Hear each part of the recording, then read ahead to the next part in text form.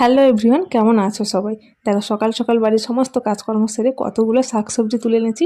আর এই যে শাকসবজিগুলো দেখছো, সব কিন্তু আমার বাড়ির গাছেরই, আমার নিজের হাতে লাগানো গাছ, একটাও কিন্তু বাজার থেকে কেনা নয়।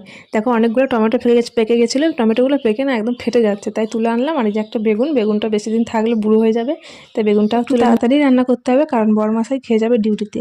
এমনিতেই আজকে ঘুম থেকে উঠতে অনেকটাই লেট হয়ে গেছে। রান্না তো করবো, কিন্তু তার আগে দেখো কাঁচা ছোলা দিয়ে দুটো মুড়ি খেয়ে নিলাম। আর আমার মুড়ি খেতে খেতে বড়মশাই বাজার থেকে নিয়ে চলে এসেছে মাছ। কি মাছ এনেছে আমি তো মাছটা দেখে প্রথমে চিনতেই পারছি না।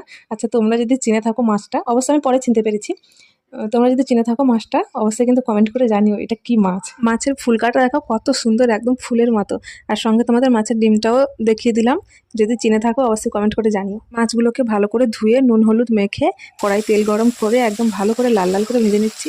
আর এই মাছগুলো ভাজতে এতটা পরিমাণে কষ্ট হয়েছিল। এই মাছগুলোর চামড়া এতটাই ফাটছিল, চারিদিকে তেল একদম ছিটকে পড়ছিল। অনেক কষ্টে ভয় ভয় করে মাছগুলো ভেজে নিয়েছি।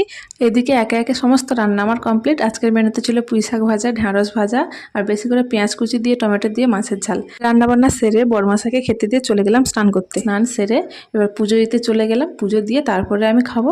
আজকের মতো আমার মিনি ব্লগটা এখানেই শেষ করলাম। সবাই ভালো থেকো, সুস্থ থেকো। আর হ্যাঁ, আমার ভিডিওটা কেমন লাগলো কমেন্ট করে জানাতে ভুলো না কিন্তু।